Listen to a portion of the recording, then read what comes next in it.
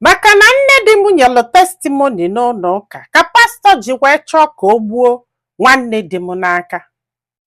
Anụrụ m di mana mụ na di m aka esiri anyị ike, anyị na-ata afụfụ na struggle.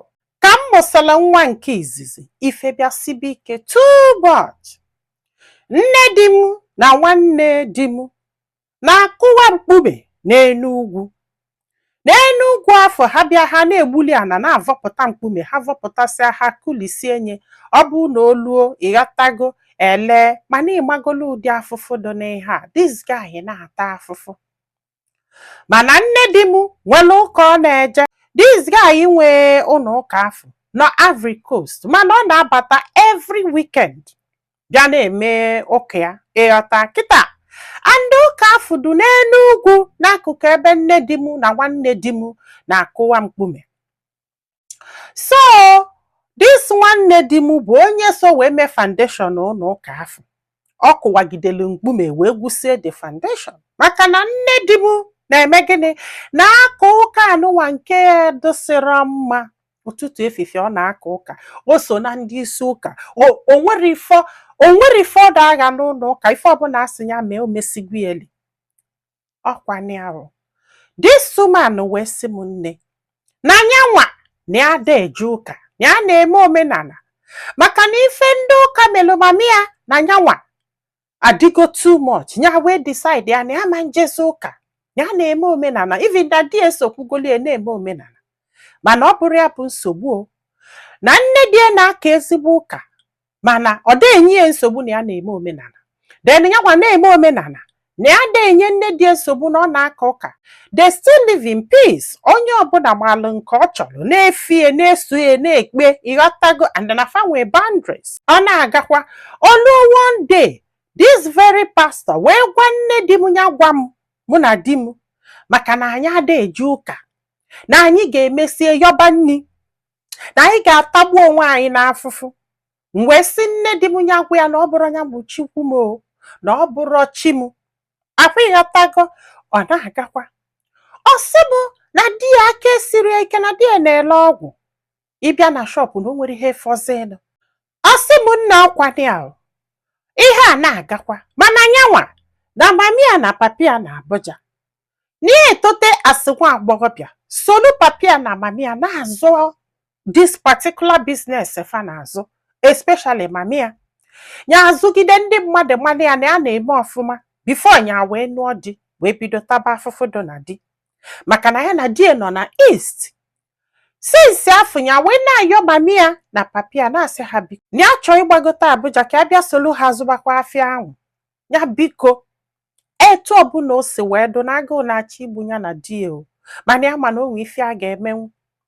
Ya na-ayọ mami ya wee sị ha ma ha ji ego ha ga-eji gbagote nwa Abuja bịa setụlụọ. Ya sị ya dat na ihe ọbụla ha fụrụ na ha ga-eme ma ya bụrụ na ya gbagotebela Abuja. Mami ya wee sị ka ọ bụrụ na nwere ego unu gbagotebe. Ọ sị m ọkwa ya. Ọ sị m kama na this very pastor ya na-ekwu maka ya wee nọgide wee sị nne die na that guy so wee wali ya foundation ya na ya na-akụ okwute na ya chọọ ka ya kpọlie ya ka o solie na Ivory Coast. Olụka nwa ihe ọlụbala ebe afọ na ọ bụ na ọ kụgide okwute na ihe abụọ ọlụ ike na o nwere ike itinye ọṅụba Igbo ịmagolo solu ụmụ okorobịa dute ọlụ ike.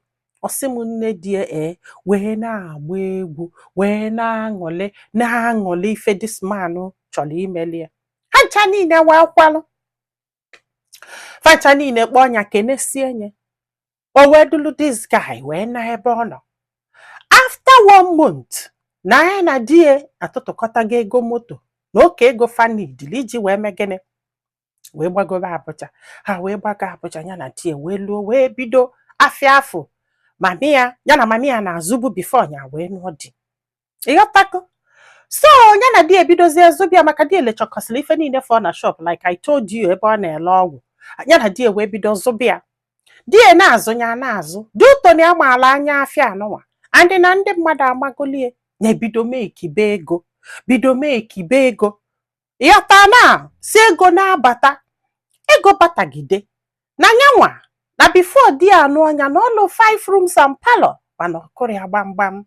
apịghọta na ọfụrọzi ego ya mgbe nwoke kwụ n'ọkụnụ ọsị m ọkwa ya nne ya wee zụgide afịa wee zụta 600k ya wee neketa ego anya sị kedu ife a ji ego ya eme ndị wee decide ya ka e were ego afụ kụọ n'afụ pan ọ bụrụ na fa kụsị anya pan ife ọbụla fa na-akpata fa na-etinyekwa obele obele ya wee jekwulu dị wee si ya na ya nwee 600k jụrụ oyi na a ga-eji wee mee something dị etie ya wee si dị n'ife achọ ime bụ dị achọrọ ịkụ ụlọ ga-afụ pan ọ ga-abụ ọsọ chụba ka ha na-abọfe ebe ha ga-agbakpu ihe asọ die ya wee si die onwere nke ị nwere ka ya tinyekwuo nwoke mmadụ wee sị na o nwere ife a nwee na-abụghị sọsọ 100k ya wee sị anya nye 100k afọ o wee nye that 100k ya wee tinye ọ bụrụ 700 right ya wee kpọọ nne di o ihe anụnwa bụkwa after maybe 8 months or a year ka ihe a na-eme ya wee kpọọ nne di wee walụ 300k wee nye wee sị agụolie GP akwa G na-amago this GP tank nke nnekwu ya the biggest one duto n'Enugu steeti ụlọ mana ada enwe mmiri no that tank ka eji eme everything ada egwuzikwa na kịta duto odoro hygienic ọsị m ọkwanya nne di wee go that tank 390 something wee welu 12k wee bu n'enye n'ihe anụnwa bụ nnekwute achievement na befe nya igo that GP tank bụ nnekwu achievement so nya wee welu 400 ma n'enu ego afọ wee nye one man sị anya gotelie zinc the man wee welu the money wee jee pa zinc wee bunete mana o nwere ife the man gwa fa the man wee sị ha n'ihe anụnwa bụ nnekwu ife ka unu chọrọ ime na unu agwana ya mmadụ na ada agwa mmadụ ụdị ha the man wee sị ya unu agwana sef ma ọ bụ nne di gị ha wee kwelu ya na die na that man bụ ife mee the business the man bute the zinc zoo onye ezo dọbalụfa mgbe fa dozi ready ka fa go osisi ka wee kụbaza mebi osisi adugo ni already